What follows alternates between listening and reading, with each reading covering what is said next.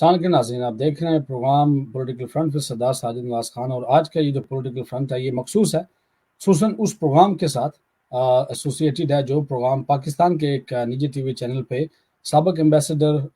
ترجمان دفتر خارجہ بھی شاید وہ رہے ہیں اس پورٹ فولیو پہ. یہ انہوں نے کچھ سوالات پوچھے ہیں آزاد کشمیر کے اندر پاکستان کی موجودہ 3 سیاسی جماعتوں کے صدور، جن میں پاکستان پیپلز پارٹی کی ریپرزنٹیشن کر رہے تھے شاہ غلام قادر، پاکستان پیپلز پارٹی کے تھے مسلم لیگ نون کے تھے شاہ غلام قادر، پاکستان پیپلز پارٹی کے چودھری اپنا کوٹلی والے، میں نام ان کا ذہن میں نہیں آ رہا، چودھری یاسین صاحب ذرا معذرت، اور پی ٹی آئی کے تھے پاکستان تحریک انصاف کے سابق وزیر اعظم بھی ہیں عبدالقیوم خان نیازی صاحب. تو ان سے سوالات پوچھے گئے، ان سوالات کا جواب انہوں نے ایسا دیا کہ ہم سارے جو لوگ ہیں اس پہ ہنس رہے ہیں، اور یہ دیکھ رہے ہیں کہ وہ لوگ جنہوں نے اس ریاست کے اندر کوئی شاید بیس کیمپ بنانا تھا، اس سیاست کا مقدمہ لڑنا تھا دنیا کے ایوانوں میں، ان کے پاس کیا معلومات ہیں، اور جس ایکٹ اور آئین کے ذریعے اس ریاست کو، اس آزاد حکومت ریاست جموں و کشمیر کو یا پاکستان کے زیر انتظام آزاد کشمیر کو یا جموں و کشمیر کو چلایا جا رہا ہے، ان کے لوگوں کی حالت کیا ہے، ان کی نمائندگی کیا ہے. بہرحال میں خوش آمدید کہوں گا آج کی خصوصی نشست میں جمیل مقصود صاحب کو. جمیل مقصود صاحب جو ہیں وہ متحدہ کشمیر پیپلز نیشنل پارٹی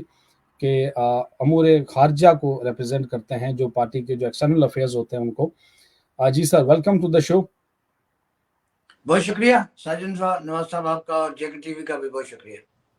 ٹھیک ہے، آواز میں چیک کر رہا تھا وہ بھی آپ کی کلیئر ہے، چلیں یہ بھی ٹھیک ہے، کوئی ٹیکنیکل ایشو نہیں ہے. اچھا ایک بات یہاں پر اور کہ ہمارے جو آڈینس ہیں وہ کوئی بھی کویسچن پوچھنا چاہیں، یہ جو آج کی نشست ہے، یہ جو آج کا پروگرام ہے، یہ پروگرام جو ہے خصوصاً اس نشست پر ہے، اور اقوام متحدہ کے کیا معاملات ہیں اس ریاست کو لے کر، پاکستان کی وزارت خارجہ کو بھی لے کر، اس کو بھی ہم کا ٹیمپلیٹ کیا کہتا ہے، یو این کی پریزنٹیشن کیا ہے اس میں. بہرحال کوئی بھی سوال ہوگا ہم جو اس ٹاپک کے ریلیٹڈ ہوگا ہم اس کو لیں گے، انٹرٹین کریں گے. جمیل مقصود صاحب بتائیے گا کہ یہ جو انٹرویو ہوا ہے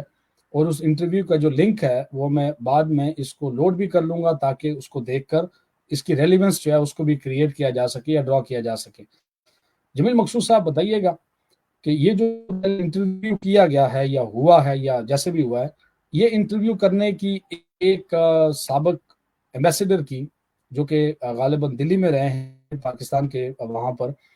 ان کی اس انٹرویو کی ضرورت کیوں پیش آئی، اس کے ڈائمینشنز، اس کی ٹائمنگ کی جو امپورٹنس ہے اس کے بارے میں آپ کیا کہتے ہیں؟ سب سے پہلے تو آپ کا بھی شکریہ کہ آپ نے ٹائملی اس بات کا نوٹس لے لیا کہ ایک طرف ہمارے ہاں ایک روایتی قیادت بیٹھی ہوئی ہے، ممبران لیجسلیٹو اسمبلی کی صورت میں، ممبران کشمیر کونسل کی صورت میں، اور پاکستان کے زیر انتظام آزاد جموں کشمیر میں جو سیاسی شاخیں ہیں سیاسی جماعتوں کی، ان کی قیادت کے طور پر ان کی جموں کشمیر کا جو مقدمہ ہے یونائٹڈ نیشنز کے اندر یا عالمی اداروں کے اندر، اس کی سمجھ بوجھ کتنی ہے، یا پھر جو رولز آف بزنس ہیں مظفر آباد اور اسلام آباد کے درمیان، ان کی انڈرسٹینڈنگ ان ممبران اسمبلیز کو اور جو پاکستان کی جو شاخیں ہیں ہمارے علاقے میں اس کو جو ریپرزینٹ کرتے ہیں as a president, as a head, اور پھر وہ ان میں یہ سارے لوگ وزارت عظمیٰ کے بھی امیدوار ہوتے ہیں، اور ایک تو عبدالقیوم خان نیازی صاحب جو تیسرے نمبر پر بیٹھے ہوئے تھے، وہ سابق وزیر اعظم بھی رہے کچھ عرصہ کے لیے. تو بنیادی طور پہ سابق سفارتکار اور انڈیا میں پاکستان کے ہائی کمشنر جو ہیں، آپ نے تو نام نہیں لیا، میں لے لیتا ہوں چونکہ میں تو مہمان ہوں آپ کا، عبدالباسط صاحب نے یہ دکھایا ہے ریاست جموں کشمیر کے عوام کو اور بالخصوص پاکستان کے زیر انتظام آزاد کشمیر کے لوگوں کو کہ آپ کے پاس، ہم نے آپ کے اوپر یہ سٹف مسلط کر رکھا ہے، کیونکہ ہم یہ سمجھتے ہیں کہ یہ لوگ ہمارے سچے نمائندے نہیں ہیں، یعنی یہ ہمارے ٹرو ریپرزینٹیٹیو نہیں ہیں. یہ حکومت پاکستان کی طرف سے یا پاکستانی پارٹیوں کی طرف سے یا پاکستان کے اقتدار اعلیٰ پر جو لوگ بیٹھے ہوئے ان کی طرف سے ہم پر مسلط شدہ ایک ایسا سٹف ہے کہ جس کو اپنے کیس کا ہی نہیں پتا، اپنے مدعے کا ہی نہیں پتا، اپنے مقدمے کا نہیں پتا. تو بہت سارے لوگ کہتے رہتے ہیں کہ جی آپ مسئلہ کشمیر ہمارے حوالے کریں، تو آپ کس کے حوالے کریں گے؟ چودھری یاسین صاحب تو کہتے ہیں مجھے پتہ ہی نہیں ہے، دوسرے شاہ غلام قادر صاحب کہتے ہیں اچھا ان کی کم علمی، ان کی कजरवी का आलम देखें कि वो कहते हैं कि जो आज़ाद कश्मीर का अबूरी आइन है, एक्ट 74 जिसे कहा जाता है, जो यूनाइटेड नेशन का चार्टर है वो इसका हिस्सा है। हालांकि ऐसी कोई बात नहीं है। मेरे सामने, मेरे पास ये कापी मौजूद है, ये मैंने प्रिंट करके रखी हुई है, एक्ट, ये जो अबूरी एक्ट है, और जो 13th अमेंडमेंट है उसकी भी कापी मेरे पास प्रिंटेड मौजूद है। और तीसरे साहब ने इसी सवाल के जवाब में वो 47 से शुरू कर दिया कि जी यहाँ ये हुआ था, यहाँ वो हुआ था, सवाल करना और जवाब चला। तो बुनियादी तौर पे फार्मर हाई कमिश्नर जो हैं उन्होंने हम लोगों को या हमारे जो वाइडर ऑडियंस हैं बैक होम, उनको ये बताया है कि आपके ऊपर हमने एक ऐसा स्टफ मुसल्लत कर रखा है कि जो आपका मुकदमा लड़ने की अहलियत, सलाहियत और काबिलियत से आ रही है।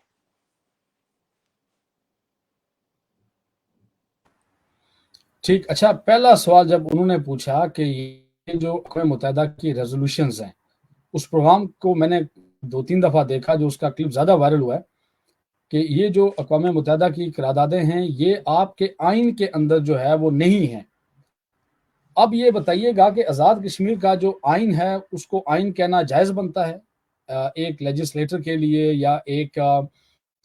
कानून के, आप कह सकते हैं कि समझने वाले के लिए, लाजमी नहीं कि आप लेजिस्लेटर हों या कानूनदान ही हों, लेकिन उस रियासत के शहरियों के लिए जिस पाकिस्तानी ज़ेर इंतज़ाम इलाकों को एक हुकूमत, एक गवर्निंग बॉडी के ज़रिए चलाया जा रहा है,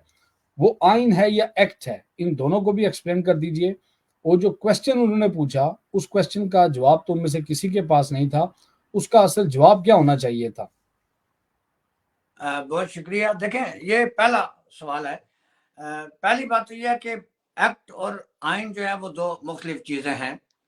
और हमारे ऊपर जो लागू किया गया वो एक्ट है 1974 में लागू किया गया। और मैं थोड़ी सी उसकी आपको वजाहत भी पेश करना चाहता हूँ जो हमारे वाइडर ऑडियंस हैं कि ये हुआ कब है। 30 अक्टूबर 1970 था 16 अप्रैल 1975 तक आज़ाद जम्मू कश्मीर जिसे कहा जाता है पाकिस्तान के ज़ेर इंतज़ाम, यहाँ मुस्लिम कॉन्फ्रेंस की हुकूमत थी जिसके सदर थे जनाब सरदार मोहम्मद अब्दुल कय्यूम खान साहब। और पाकिस्तान में जो जो वज़ीर आज़म थे उस वक्त हुकूमत पाकिस्तान में, वो थे जनाब जुल्फ़िकार अली भुट्टो, जिन्होंने ये एक्ट अब्दुल हफीज़ पीरज़ादा जो वज़ीर कानून थे उनकी मदद से तैयार भी करवाया और इसको मुजफ्फराबाद में लाके नाफज भी किया। अब पहली बात तो यह है। दूसरी बात यह है, जहाँ तक अक़वाम मुत्तहिदा की करारदादों का ताल्लुक है, तो जो अहबाब बैठे थे वो इतनी बात नहीं कह पाए कि जो हमारा ये जो एक्ट है 74, इसका जो आर्टिकल 56 है, वो ये कहता है कि act not to derogate from responsibilities of Pakistan, यानी ये एक्ट हुकूमत पाकिस्तान को उसकी जो जिम्मेदारियां हैं उनसे नहीं रोकेगा। और अब उसकी जिम्मेदारियां क्या हैं? मजे की बात यह है कि nothing in this act shall derogate from responsibilities of the government of Pakistan in relation to the matters specified in the subsection 3 of the section 31, or prevent the government of Pakistan from taking such action as it may consider necessary or expedient for the effective discharge of those responsibilities. अच्छा, इसमें बड़ा उन्होंने technical काम किया हुआ है। एक तो ये कि हुकूमत पाकिस्तान की इस इलाके के ऊपर कुछ सर्टन रिस्पॉन्सिबिलिटीज हैं। अब उन रिस्पॉन्सिबिलिटीज को यहाँ डिफाइन करने के बजाय वो वापस ले गए आर्टिकल 31 में और सब आर्टिकल 3 में। अब जिस वक्त हम आर्टिकल 31 को पढ़ते हैं तो उसका कुछ टेक्स्ट कुछ इस तरह है, जो गुज़श्ता 30 सालों से इक़्तिदार में बैठे हुए लोग हैं नहीं उनसे पूछ पाए कि सर बात यह है कि हमारा ये एक्ट है, ये इसकी फलां क्लास है और ये ऐसे है। अब हम वापस आते हैं जिस वक्त आर्टिकल 31 और सब आर्टिकल 3 पर। सब आर्टिकल 3 की जो क्लास डी है, इसकी क्लास ए है, बी है, सी है, डी है। अच्छा, हम पढ़ते हैं पूरा जो सब क्लास 3 है। Neither the council nor the assembly shall have the power to make any law concerning, यानी आजाद कश्मीर की असेंबली और जम्मू कश्मीर काउंसिल को जो आगे हम डिस्कस करेंगे, इन एरियाज पर कानून साजी का कोई इख्तियार नहीं है। आगे हम ए है the responsibilities of government of Pakistan under the UNCIP resolutions, यानी वही जो 13 अगस्त 1948 वाली करारदाद है, that is the only UNCIP resolution. Be the defence and security of Azad Jammu and Kashmir, आजाद जम्मू कश्मीर का दफा और उसके तहफ़्फ़ुज़ की जो जिम्मेदारी है। See the current coin are the issue of the bills, notes और अदर पेपर करेंसीज, जो मौजूदा सिक्के हैं या करेंसी नोट्स हैं वगैरह वगैरह। और D the external affairs of Azad Jammu and Kashmir including foreign trade and foreign add, यानी आजाद जम्मू कश्मीर के खारजा उमूर बशमोल बैरूनी दुनिया के साथ तिजारत, या अगर बैरूनी दुनिया बराह रास्त इस इलाके की कोई मदद करना चाहे तो वो भी प्रायरोगेटिव किसका है? फेडरल गवर्नमेंट का। यानी उस पर आजाद कश्मीर की असेंबली और काउंसिल किसी किस्म की कोई कानून साजी कर ही नहीं सकते। जब कानून साजी करने का उनके पास इख्तियार नहीं है तो इसका मतलब यह है कि वो ऑपरेट नहीं कर सकते, फॉरेन अफेयर्स में ऑपरेट नहीं कर सकते, फॉरेन ट्रेड में ऑपरेट नहीं कर सकते, फॉरेन एड में ऑपरेट नहीं कर सकते, कॉइन्स में और करेंसी पेपर्स में, सिक्योरिटी और डिफेंस के मैटर्स में वो ऑपरेट नहीं कर सकते। अब ये तो है act 1974 article 31 sub article 3 ABCD। अब जो लोग गुज़श्ता 40 सालों से वहां बैठे असेंबलियों में, वो इतनी बात उनको नहीं कह सके कि जिस आइन में आप कह रहे हैं कि जी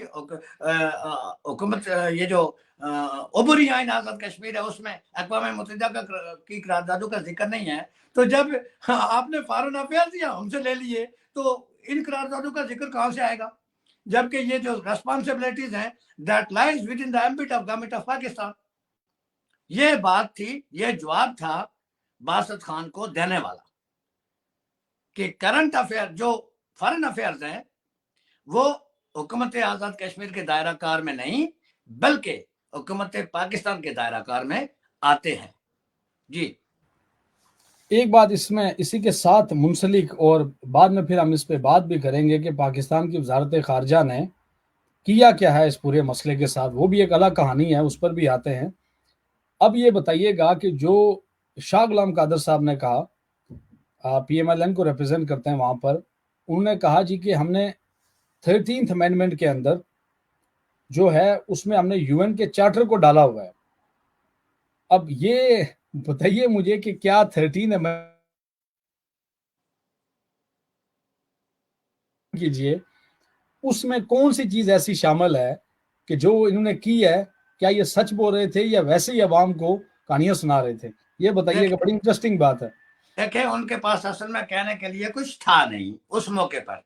जो उनकी एम्पिटीनेस थी ना, उनके चेहरे की, उनके लफ्जों की, उनके जुबान की, वो ये बता रही थी कि वो सिर्फ जान छुड़ाना चाहते हैं। चूंकि उनको भी ये पता था कि बासत खान साहब ने कहाँ 13th अमेंडमेंट पढ़ी होगी, और अवाम में से भी कहाँ लोग इतनी ज्यादा पढ़ते हैं। हमारे तो टेबल पर मौजूद होते हैं वो सारे नोटिफिकेशन, वो सारी अमेंडमेंट्स जो भी वक्तन फवक्तन हमारे किसी भी कॉन्स्टिट्यूशनल फोरम पर मंजूर होती हैं। तो मैंने तो उसका एक एक लफ्ज पढ़ा है 13th अमेंडमेंट का, उसमें ऐसी कोई बात नहीं है कि कोई भी इंटरनेशनल कन्वेंशन, पहली बात तो यह कि वो डाल ही नहीं सकते, क्योंकि ये प्रायरोगेटिव होता है कॉन्स्टिट्यूशन का, एक्ट्स का नहीं। एक्ट जो होता है वो ऐसा नहीं होता कि उसमें आप इंटरनेशनल कन्वेंशन फर्ज करें, UDHR है, universal declaration of on human rights, जिसको UN चार्टर भी कहा जाता है उर्फ आम में, या ICCPR है, या डिफरेंट कन्वेंशन हैं, उनमें से कोई भी कन्वेंशन जो है वो उस वक्त तक कॉन्स्टिट्यूशन का ऐसा नहीं बनता जब तक वो गवर्नमेंट उसकी सिग्नेटरी ना हो। तो since the government of Azad Kashmir is not a recognised authority by any international institutions, वो बाय लॉ UDHR को या UN के चार्टर को अपने एक्ट का हिस्सा बना ही नहीं सकते। पहली बात तो ये है। हाँ, और मजे की बात यह है कि जो पाकिस्तान का 1973 का आइन है, UDHR उसका भी पार्ट एंड पार्सल नहीं है। अगर आप उसको भी खोल के पढ़ें, वेबसाइट पर मौजूद है, तो वहां कहीं ये नहीं लिखा हुआ कि the universal declaration of human rights is the part and parcel of this constitution, and we do promulgate this constitution with the UDHR or with the principle of international law or with the principle of United Nations Charter वगैरह वगैरह. ऐसी कोई इबारत वहां पर मौजूद नहीं है. वहां अगर जो यूएन चार्टर पाकिस्तान के आइन का ऐसा नहीं है तो वो 13वीं तरमीम में कहां से आना था. और हम तो चैलेंज किए बैठे हैं कि वो बताएं कि तो 13वीं तरमीम में उन्होंने कहां उसको मेंशन किया है. तो ये इसमें झूठ और फ्रॉड के अलावा कुछ नहीं था. इंटरेस्टिंग. अब मैं आता हूँ तीसरी हस्ती की तरफ, जो कि इस पाकिस्तान के ज़ेर इंतज़ाम जम्मू और कश्मीर के साबिक़ वज़ीर-ए-आज़म भी रहे. उन्हें खुद नहीं पता कि वो कैसे वज़ीर-ए-आज़म बने और कैसे गए. बहरहाल ये भी हमारी रियासत के लोगों के साथ एक अलमिया है. सरदार अब्दुल क़य्यूम खान नियाज़ी साहब ने उसमें एक कहानी सुनाई 19 जुलाई 1947 की. अब वो मुताला पाकिस्तान से भी 2 हाथ आगे की चीज़ है. बहरहाल मुझे वो सुनकर बड़ी हंसी भी आई. अगर हकीकत में 19 जुलाई 1947 को इलाके पाकिस्तान हो गया था मुस्लिम कॉन्फ्रेंस की उससे, इसको साथ मुझे आप रेलिवेंस है, इस पे मैंने प्रोग्राम भी किए हुए हैं.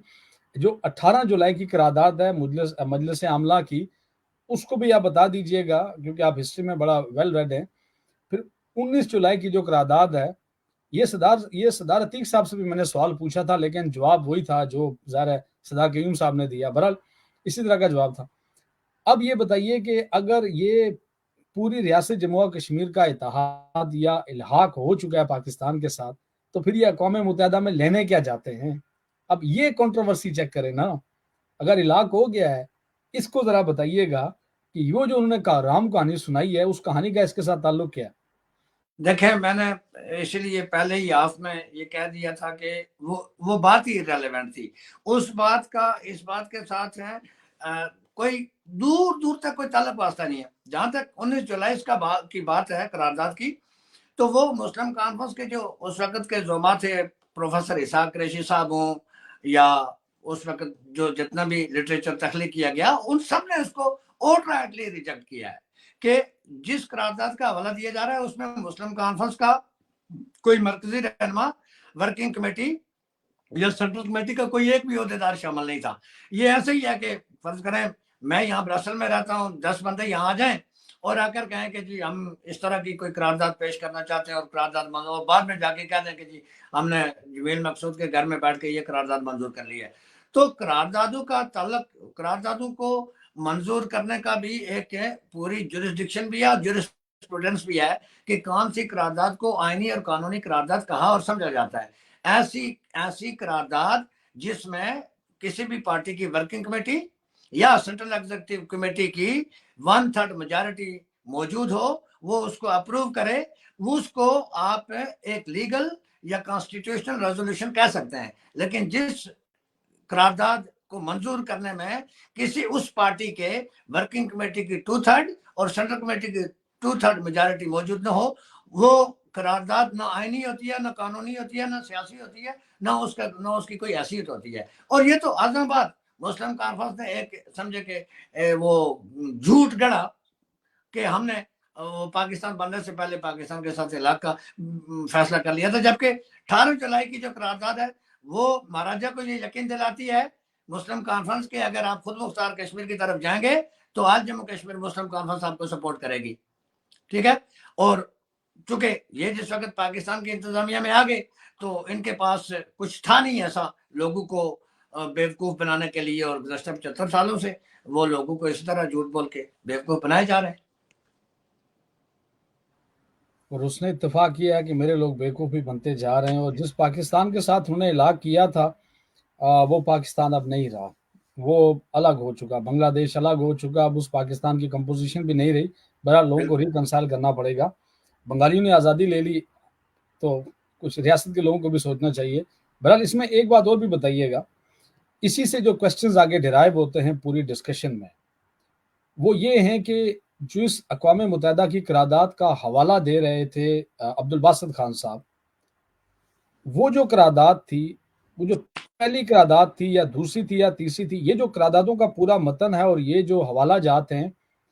UNCIP की जो रेजोल्यूशंस हैं वो कैसे खुद बनी, और जो पहली करारदाद थी, इन दोनों को एक्सप्लेन कर दीजिए कि इन अपनी करारदादों में عوام کیا ہے, مسئلہ کیا ہے, اور ایسی کون سی قرارداد ہے جو ریاست جموں و کشمیر کے لوگوں کی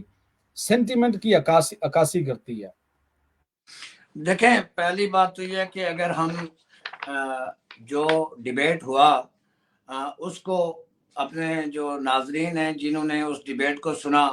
اور یہ جو 3 زما بیٹھے تھے ان کی جو انیبلٹی ہے جواب دینے کی, ہم ایکسپلین کرنا چاہتے ہیں کہ پہلی بات یہ ہے کہ امبیسڈر صاحب نے یہ فرمایا کہ پاکستان نے 13 اگست 1948 کی قرارداد کو نہیں مانا, اور اس کے بعد وہ ڈائریکٹ چلے جاتے ہیں 1950 کا بھی انہوں نے حوالہ نہیں دیا, بلکہ پھر وہ ڈائریکٹ چلے جاتے ہیں 1952 کی قرارداد پر کہ نہیں جی ہم نے تو 1952 میں قرارداد پیش کر لی تھی اور پاکستان اس کو مانتا ہے. پہلی بات تو یہ ہے کہ ministry of foreign affairs of Pakistan کی جو ویب سائٹ ہے اس کا جو چیپٹر ہے جموں کشمیر, وہاں سارے ڈاکیومنٹ موجود ہیں انکلوڈنگ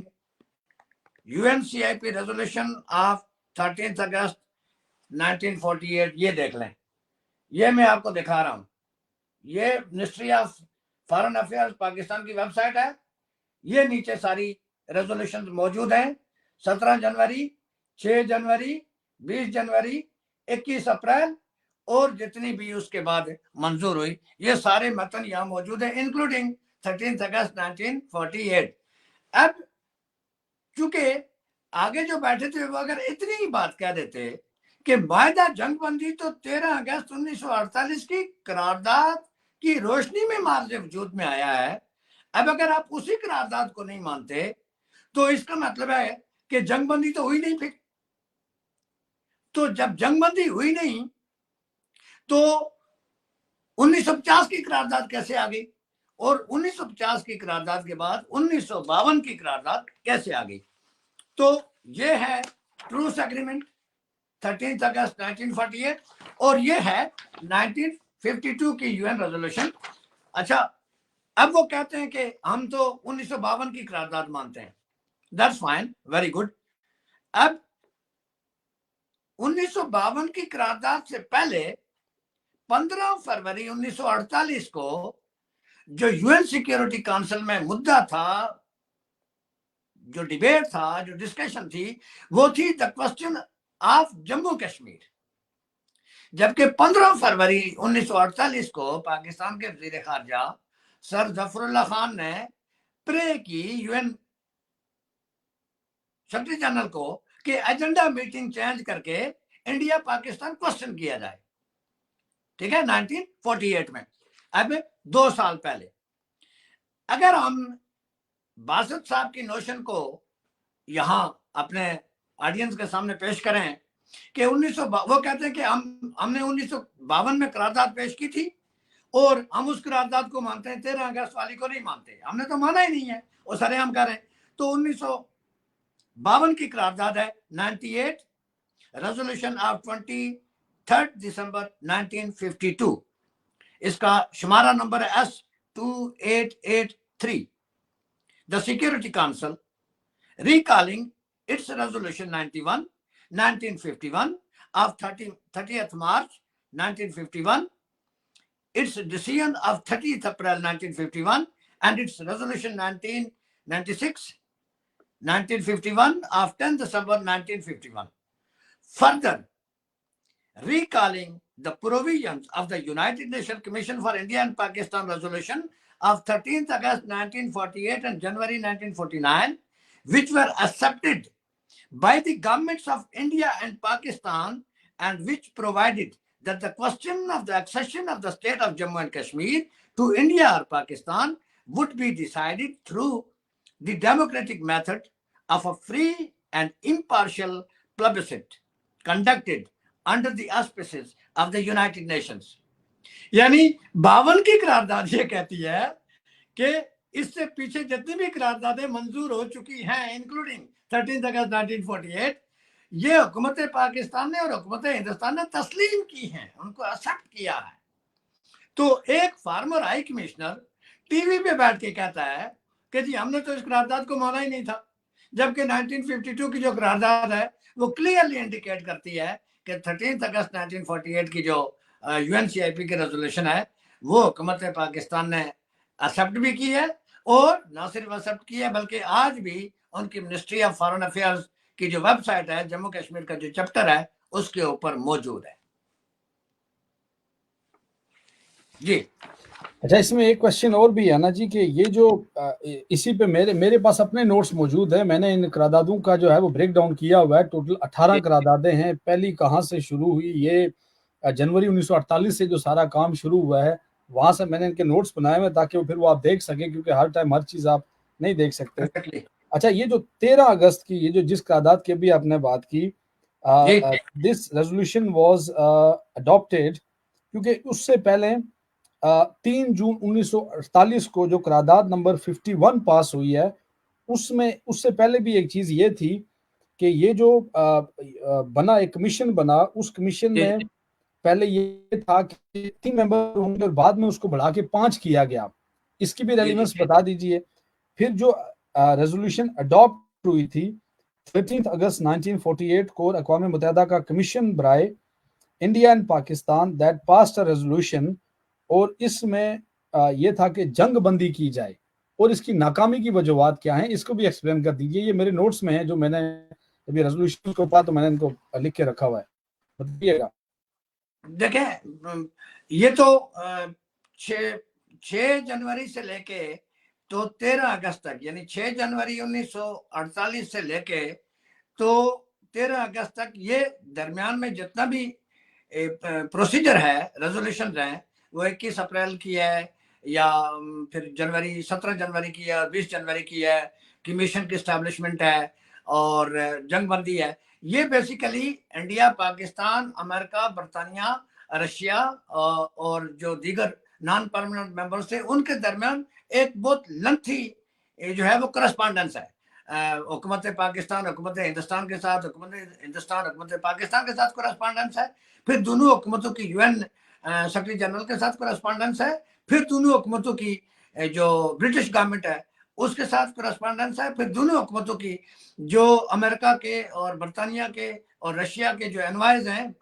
UN سیکیورٹی کونسل میں ان کے ساتھ کرسپانڈنس ہے، پھر ان کی اپنی فائنڈنگ ہے دونوں طرف کی، پاکستان کی وزارت خارجہ کی طرف سے اور ہندوستان کی وزارت خارجہ کی طرف سے. وہ کیس لڑ رہے تھے کہ اچھا ہوا کیا، کیسے ہوا، پاکستان سے قبائلی داخل ہوئے. تو پہلے تو پاکستان کے جو وزیر خارجہ تھے انہوں نے تو اوٹ رائٹلی ریجیکٹ کر دیا کہ ہماری طرف سے کوئی قبائلی شبائلی کوئی داخل نہیں ہوئے، نہ کوئی فوج داخل ہوئی ہے، یہ مقامی لوگوں کی بغاوت ہے. لیکن بعد میں پھر ان کو تسلیم کرنا پڑا کہ ہاں ہم شامل ہیں، ہمارے فوجی بھی وہاں شامل ہیں، ہمارے سویلین بھی ہیں، ہم نے قبائلیوں کو بھی داخل کیا وغیرہ وغیرہ. تو اس کے بعد جا کے 13 اگست کو جو کمیشن فائنل بنا تو اس کمیشن کے پہلے 3 ممبر تھے، پھر 5 ہو گئے. تو یہ پروسیجر ہے بیسیکلی. تو پروسیجر سے ہمارا کوئی وہ کنفلکٹ نہیں ہے جموں کشمیر کے عوام کا کہ آپ 5 رکنی کمیشن بنائیں یا 10 رکنی بنائیں یا 1 رکنی بنائیں، اس سے فرق نہیں پڑتا. فرق اس بات سے پڑتا ہے کہ کمیشن کی فائنڈنگ کیا ہے. کمیشن نے سفارشات کیا پیش کی ہیں. کمیشن نے سفارشات یہ پیش کی ہیں کہ having given careful consideration to the point of view expressed by the representative of India and Pakistan regarding the situation in the state of Jammu and Kashmir, and being of the opinion that the prompt cessation of hostilities and the connection of conditions and continuance of which is likely to endanger international peace and security are essential to implementation of its endeavors to assist the government of India and Pakistan in effecting a final settlement of the situation. Resolution to submit simultaneously to the government of India and Pakistan and following proposal. یعنی ان کا خیال یہ تھا کہ چونکہ جو situation پیدا ہو چکی ہے جموں کشمیر میں اس کی وجہ سے بین الاقوامی امن کو خطرہ ہے. تو ابھی تو سال پہلے سیکنڈ ورلڈ وار ختم ہوئی تھی، تو وہ انٹرنیشنل پیس اینڈ آرڈر کو مینٹین رکھنے کے لیے پھر انہوں نے یہ تجویز پیش کی کہ اس کا پارٹ 1 ہے سیز فائر آرڈر کہ آپ نے جنگ بندی کرنی ہے، یعنی جو جہاں ہے وہ وہیں رک جائے گا. The government of India and Pakistan agrees that their respective high command will issue separately and simultaneously a ceasefire order to apply to all forces under their control and in the state of Jammu and Kashmir as of the earliest practicable date or date to be mutually agreed upon within 4 days after these proposals have been accepted by both governments. इसमें दोनों हुकूमतों का जिक्र है. B. The High Command of India and Pakistan forces agree to refrain from taking any measures that might augment the military potential of the forces under their control in the state of Jammu and Kashmir. For the purpose of these proposals, forces under their control shall be considered to include all forces, organized and unorganized, fighting or participating in hostilities on their respective sides. यानी इसमें एक तो फौजें हैं और दूसरा जो गैर फौजी लोग दाखिल हो चुके हैं उनको भी उन्होंने फोर्सेस के तौर पर शामिल किया है इसी ऑर्डर में. सी. The commander-in-chief of the forces of India and Pakistan shall prompt confer regarding any necessary local change in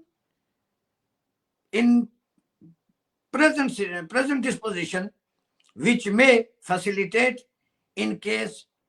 in ceasefire. D. In the discretion and as the commission may final practicable, the commission will report military observer who under the authority of the commission and with the cooperation of both commands will supervise the observance of the ceasefire order. और उसके बाद आता है part 2 truce agreement. ये पहला है cease fire order, दूसरा है truce agreement. Simultaneously with the acceptance of the proposal for the immediate cessation of hostilities as ordered in part 1, both governments accepted the following principle as a base for the formulation of a truce agreement, the detail of which shall be worked out in discussion between the representatives and the commission. यानी इसमें जो commission के नुमाइंदे हैं और हुकूमत पाकिस्तान और हुकूमत हिंद के जो नुमाइंदे हैं उनके दरमियान ये डिस्कशन फाइनल होने जा रही है. A. As the presence of troops of Pakistan in the territory of the state of Jammu and Kashmir constitute a material change in the situation since it was represented by the government of Pakistan before the Security Council, the government of Pakistan agreed to withdraw its troops from the state. ये है part A मायदा जंग बंदी का कि हुकूमत पाकिस्तान ने ये तस्लीम किया है कि उसके फौजी वहां मौजूद है और वो उनको विड्रॉल करने के लिए राजी हो गई है. Number 2, the government of Pakistan will use its best endeavor to secure the withdrawal from the state of Jammu and Kashmir of tribesmen and Pakistani national not normally resident therein who have entered the state for the purpose of fighting. यानी हुकूमत पाकिस्तान इस बात पर भी राजी हो गई है कि वो न सिर्फ अपने फौजियों को निकालेगी बल्कि उन शहरियों को भी वहां से निकालेगी जो वहां के मकामी वहां के नॉर्मली रहने वाले नहीं है और वो जंग की गर्ज से रियासत जम्मू कश्मीर में दाखिल हुए हैं. सी. Pending the final solution, the territory evacuated by the Pakistani troops will be administered by the local authorities under the surveillance of the commission. कि जो इलाके पाकिस्तान खाली करेगा वहां एक लोकल अथॉरिटी कायम की जाएगी जो United nation commission for India Pakistan की छत्र छाया में या उसके अंडर फंक्शन करेगी. ये तो हो गया ना ट्रूस एग्रीमेंट. अब इसका पार्ट है B. When the commission shall be notified, the government of India that the tribesmen and Pakistani nationals referred to in part 2A2 before hereof have withdrawn, thereby terminating the situation which was represented by the Government of India to the Security Council as having occasioned the presence of the Indian forces in the state of Jammu and Kashmir, and further that the Pakistani forces are being withdrawn from the state of Jammu and Kashmir, the Government of India agrees to bring the withdrawal, the bulk of their forces from the state in stages to be agreed upon with the commission. کہ government of India جو ہے وہ اس بات پہ راضی ہو چکی ہے کہ جس وقت پاکستان کی طرف سے سارا وڈرال کمپلیٹ ہو جائے گا تو وہ کمیشن کو رپورٹ کرے گی کہ اس نے بلک آف فورس جو ہے نا 51-49 یعنی 51 اس نے وڈرال کرنا ہے 49 رکھنا ہے وہ اس نے اس پر عمل درآمد کر لیا ہے. اب نمبر 2 ہے pending the acceptance of the condition to a final settlement of the situation in the state of Jammu and Kashmir, the Indian government will maintain with the alliance existing at the moment of ceasefire the minimum strength of its forces, which in agreement with the commission are considered necessary to assist local authorities in the observance of law and order. The commission will have observers stationed where it deem necessary. اب جو commission ہے وہ observers کو appoint کرے گا جہاں جہاں بھی وہ ان کو مناسب سمجھے گا, اور یہی کمیشن کے نامزد کردہ جو آبزرور جس کو UNMOGIP کہا جاتا ہے, United Nation military observer group in India Pakistan, اس کے جو آبزرور گلگت میں, ظفر آباد میں, راولا کوٹ میں, نکیال میں موجود ہیں, یہ اسی کمیشن کے جو دیے گئے اختیارات ہیں ان کے تحت اسٹیبلش بھی ہوئے تھے اور یہاں موجود بھی ہیں. Number 3, the government of India will undertake to ensure that the government of the state of Jammu and Kashmir will take all measures within their powers to make it publicly known that peace, law and order will be safeguarded and that all human and political rights will be guaranteed. اب یہاں یہ حکومت جو تھی سری نگر کی, یہ اس کو empower کر رہے ہیں کہ وہ لوگوں کے جو امن کے لیے اور انسانی حقوق کے لیے, سیاسی حقوق کے لیے باضابطہ طور پر اعلان کریں گے کہ وہ ان کے جتنے بھی حقوق ہیں وہ محفوظ کر دیے گئے ہیں, یعنی ان کو کسی قسم کا کوئی پریشانی مسئلہ نہیں ہے. اچھا, اس کے بعد آتے ہیں سی. Upon signature, the full text of the truce agreement or communique containing the principle thereof as agreed upon between the two governments and the commission will be made public. یعنی جب دونوں حکومتیں اور کمیشن کے ممبران اس ٹروس اگریمنٹ پر sign کر لیں گے تو اس کو پبلک کر دیا جائے گا. The government of India and the government of Pakistan reaffirm their wish that the future status of the state of Jammu and Kashmir shall be determined in accordance with the will of the people, and that and upon acceptance of the truce agreement, both governments agree to enter into consultation with the commission to determine fair and equitable conditions whereby such free expression will be assured.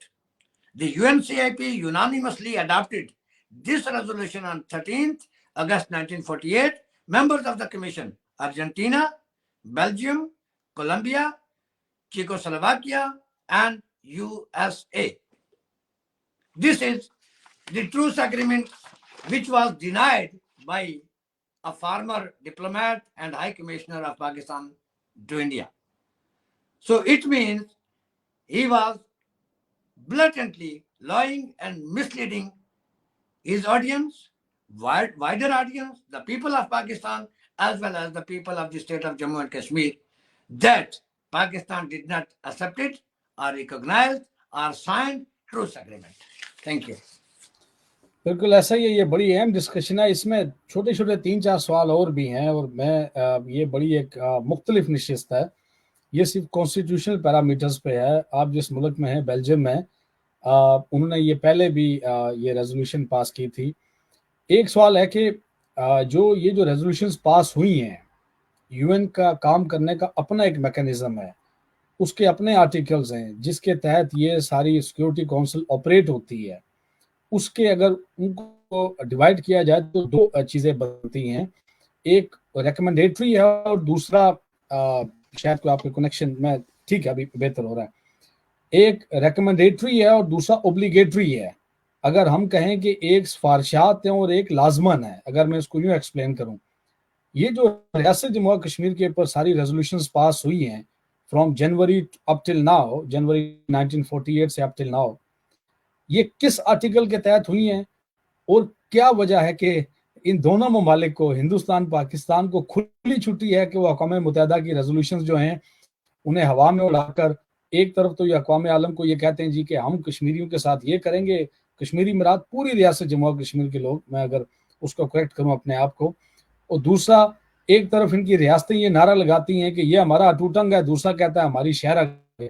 اس کو ذرا explain کیجئے گا کہ یہ کس method کے تحت ہوئی ہیں اور اقوام متحدہ خاموش ہے، دونوں ملک جو مرضی کریں ریاست کے لوگوں کے ساتھ. دیکھیں،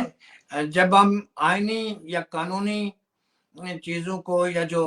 انٹرنیشنل آرڈر ہے اس کے پرسپیکٹیو میں ڈسکشن کریں گے تو ایک بالکل ڈیفرنٹ پیرائے میں وہ گفتگو بھی ہوتی ہے اور اس کا کوئی کنکلوژن بھی ہم نکال سکتے ہیں براہ راست گفتگو میں. پہلی بات تو یہ ہے کہ انڈین سب کانٹیننٹ کی جو ڈویژن تھی اس میں جو 3 جون 1947 کا جو برٹش انڈیا ایکٹ ہے، انڈین انڈیپینڈنس ایکٹ ہے، اس کی جو دفعہ 6 ہے اس کے تحت انہوں نے کہا کہ جو پرنسلی انڈیا تھا، یعنی وہ جہاں شخصی ریاستیں موجود تھی، یعنی پرنسلی اسٹیٹس موجود تھی، اور بالخصوص وہ ریاستیں، وہ پرنسلی اسٹیٹس جن کے تاج برطانیہ کے ساتھ براہ راست ایگریمنٹ تھے، جس طرح جموں کشمیر کا ایگریمنٹ تھا 16 مارچ 1846 کا، جس کو ٹریٹی آف امرتسر کہا جاتا ہے، تو وہ معاہدے لپس ہو گئے، یعنی وہ ختم ہو گئے. 3 جون 1947 کو جس وقت برطانوی پارلیمنٹ نے اس قانون کو منظور کیا تو اس کے تحت جو پرنسلی انڈیا کی جو پرنسلی اسٹیٹ تھی جموں کشمیر، وہ انڈیپینڈنٹ ہو گئی 3 جون کو. یہی وجہ ہے کہ مہاراجہ جموں کشمیر میں بہت کنسیڈر کر کے اس نے اسٹینڈ سٹل ایگریمنٹ کیا گورنمنٹ آف پاکستان کے ساتھ. اب چونکہ جو 3 جون کی جو ہے پارٹیشن آف انڈیا ایکٹ، وہ اس کو اختیار دیتا تھا کہ وہ انڈیا کے ساتھ علاقہ کرے، پاکستان کے ساتھ علاقہ کرے، یا وہ اپنی آزادی اور خود مختاری کو برقرار رکھے جس طرح وہ پہلے سے موجود تھا. تو اسی چیز کو مد نظر رکھتے ہوئے انہوں نے اسٹینڈ سٹل ایگریمنٹ کیا، پاکستان کو بھیجا، اور پاکستان نے بغیر کسی نیگوسیشن کے، بغیر کسی تردد کے اس کو ریکوگنائز کر لیا. یہ 12 یا 8 اکتوبر کی بات ہے، اگست کی بات ہے 1948 کی. اور سیم لیٹر، سیم پرے انہوں نے کی گورنمنٹ آف انڈیا کو، اور گورنمنٹ آف انڈیا نے ان کو یہ کہا کہ آپ اس طرح کریں کہ ایک ڈیلیگیشن ہمارے پاس بھیجیں تاکہ جو کچھ آپ ہمارے ساتھ ٹریڈ، انٹرنیشنل ریلیشنز، باقی جو ٹائز رکھنا چاہتے ہیں اس پر ہم فردر ڈیبیٹ کریں. لیکن اتنا وقت ہی نہیں آنے دیا گیا اور پاکستان کی طرف سے ٹرائبل انویژن ہو گیا 22 اکتوبر کو، جس کے نتیجے میں ہمارے ہاں جتنے بھی غیر مسلمان تھے ریاستی شہری، ان کو یہ علاقہ چھوڑنا پڑا اور دوسری طرف جا کے ان کو جان بچانے کے لیے پناہ لینی پڑی. اور بالخصوص جو پنجاب میں جو کچھ ہوا مائیگریشن کی وجہ سے، اور اس کا بہت زیادہ اثر پڑا ہمارے خطے کے اوپر. وہ یہ جس کو ہم پاکستانی زیر انتظام آزاد کشمیر کہتے ہیں، 2.5 ضلع تھے، یہاں بھی بہت اثر پڑا، اور پھر جموں میں بھی پڑا، اور قبائلیوں کے آنے کی وجہ سے تو پھر اور زیادہ پڑا، اور پھر فوج کے داخلے سے اور زیادہ اثر پڑا. یعنی سب سے زیادہ متاثر 47 میں اگر کوئی اسٹیٹ ہوئی تو وہ جموں کشمیر ہوئی، اس لیے کہ وہ تقسیم ہو گئی. تو اب جب 26 اکتوبر کو 3 جون 1947 کے حاصل شدہ جو اختیارات تھے ان کے تحت مہاراجہ جموں کشمیر نے قبائلی حملے کے بعد ہندوستان سے مدد مانگی، تو اس وقت جو ریاستوں کے وزیر تھے، یعنی جو دیکھ رہے تھے کہ کس ریاستوں کو کیسے انڈیا میں شامل کرنا ہے، نہیں کرنا، وغیرہ وغیرہ، اور وہ تھے سردار پٹیل. تو سردار پٹیل نے مہاراجا ہری سنگھ کو کہا کہ ہم آپ کی مدد کس چکر میں کریں, کیسے کریں, آپ کے تو ہمارے درمیان کوئی فارمل اگریمنٹ نہیں ہے. یعنی اس وقت بھی ریاست جموں کشمیر آزاد اور خود مختار ریاست ہے, اس وقت بھی, یعنی 26 اکتوبر تک, یعنی اگست سے لے کے اکتوبر تک ریاست جموں کشمیر آزاد مملکت ہے, فری ہے. تو تب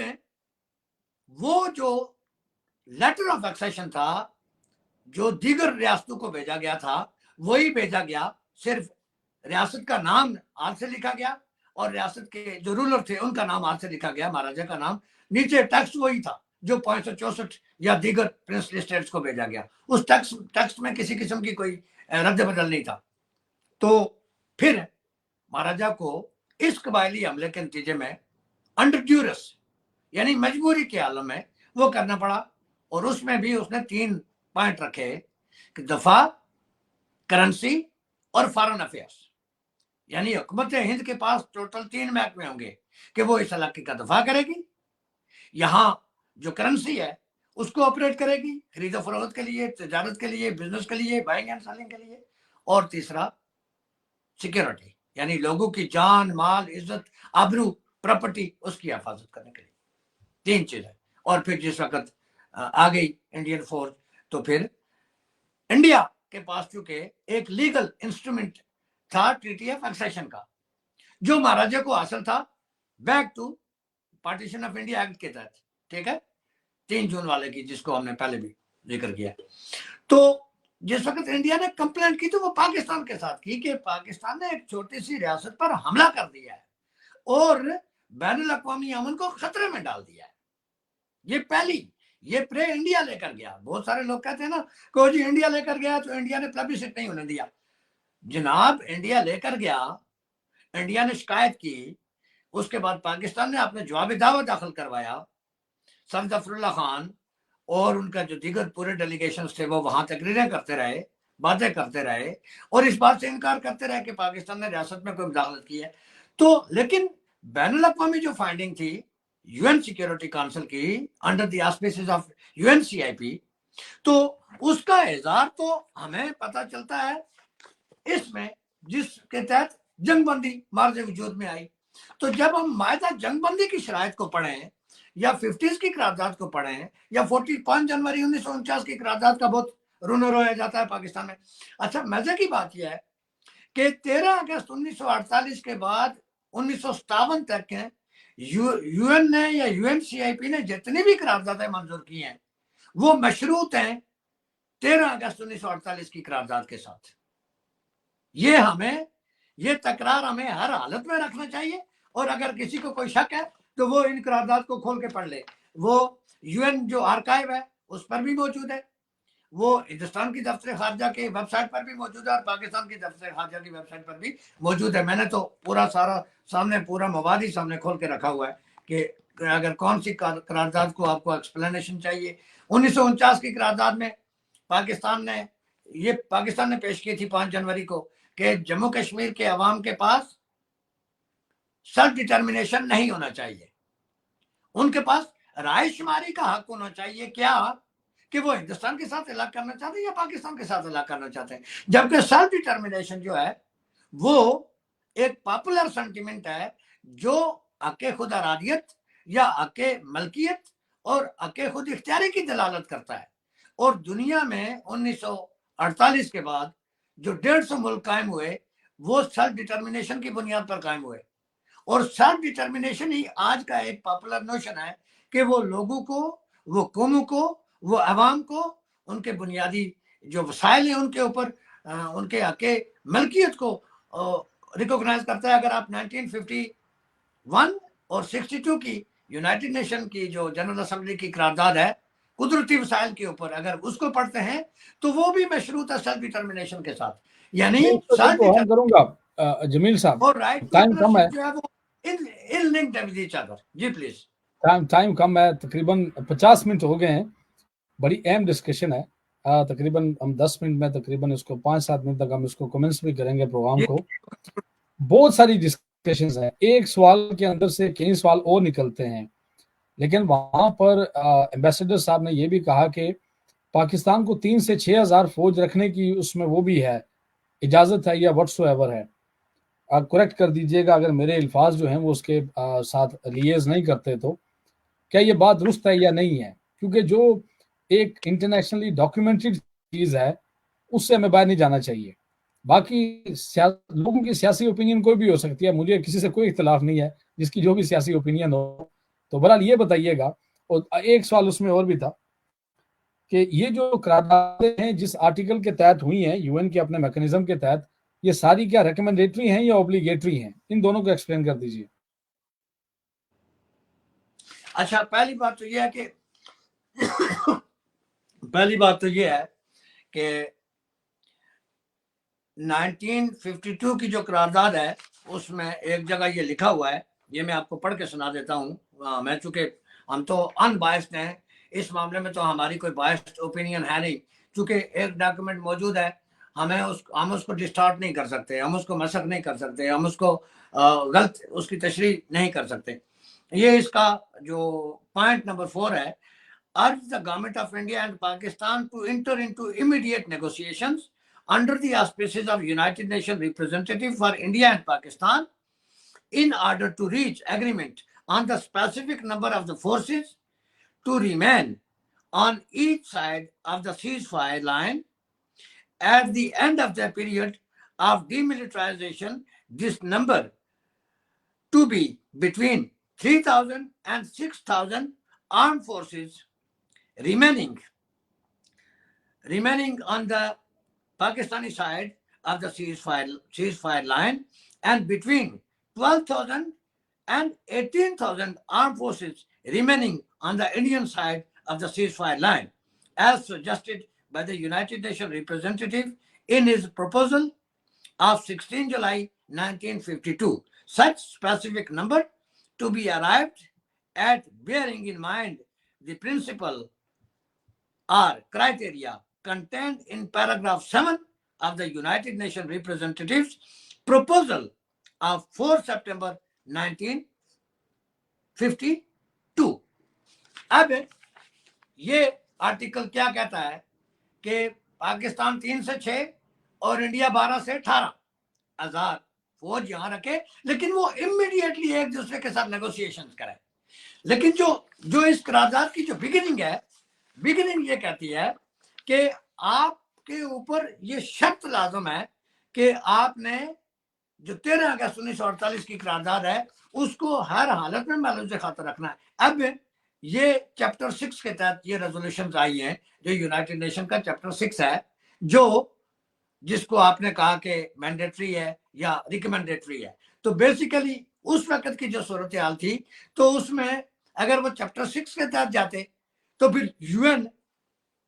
کسی بھی طریقے سے اپنی فورسز کو داخل کر سکتا تھا کہ انڈیا پاکستان دونوں نکلے اور یہاں یو این کی فورسز رہیں گی, لیکن ویسا نہیں ہوا. اور وہ چونکہ چیپٹر جو 6 ہے اس کے تحت ہوا, لہذا یو این نے بین الاقوامی امن کو اور ریجنل جو پیس اینڈ سیکیورٹی ہے اس کو مینٹین رکھنے کے لیے جو ریکمینڈیٹری رول پلے کیا وہ یہ تھا کہ ہندوستان کی فوج اور پاکستان کی فوج جہاں ہے وہ اس کو سب سے پہلے تو وہاں روکا جائے, سیز فائر کیا جائے. سیز فائر کا مطلب ہے کہ آپ نے فائر کو روکنا ہے, آپ نے جنگ بندی کرنی ہے, اور اس کے بعد پھر باقی جو پروسیجر ہے. لیکن اس کے ساتھ ساتھ 1952 اور آپ یہ کہہ لیں کہ 55 کے درمیان جو جیو پالیٹکس تھی, بالخصوص یو ایس اور رشیا کے درمیان, اس کی وجہ سے ہمارا جو جموں کشمیر کا مقدمہ تھا اس پر بہت زیادہ اثر بھی پڑا. بلکہ جو پہلے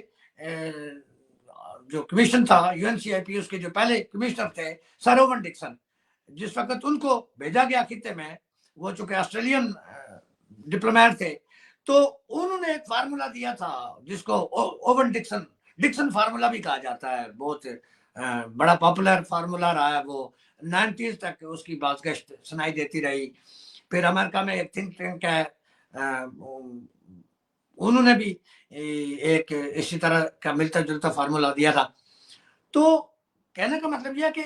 اوون ڈکسن کا جو فارمولا تھا کہ وہ جموں کشمیر کو ریلیجس لائنز کے اوپر تقسیم کرنے کا تھا, کہ جو مسلمان علاقے ہیں وہ پاکستان کو دے دو اور جو غیر مسلمان علاقے ہیں وہ ہندوستان کو دے دو. لیکن 55 تک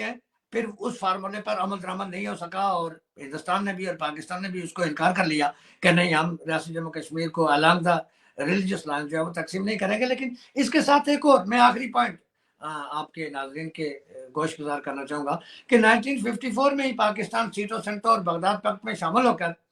तो उसने अमेरिका को ये ऑफर कर दी थी कि फार्मर सोवियत यूनियन के खिलाफ जितनी भी आपकी जो कोल्ड वार है उसमें, चूंकि स्ट्रैटेजिकली हम एक अहम एरिया में हैं, हमारे पास पोर्ट्स हैं, हमारे पास बंदरगाहें हैं, हमारे पास एयरपोर्ट्स हैं, हमारे पास एक सब्सटैंशियल मिलिट्री है और बाकी भी एक लैंड मास भी है। आपको हमसे जो कुछ चाहिए हम आपको प्रेजेंट करने के लिए तैयार हैं। तो बस आप जम्मू कश्मीर का जो मुकदमा है उस पर आप हमें फोर्स मत करें कि हम 13 अगस्त की करारदाद पर अमल दरामद करें या 1950 वाली पे करें या 1949 वाली पे करें या 51 वाली पे करें या 52 वाली पे करें। आप इसको फ्रोज कर दें और फिर हमारा जो जम्मू कश्मीर का मुकदमा था वो डीप फ्रीजर में रख दिया गया अगले 50-60 सालों के लिए,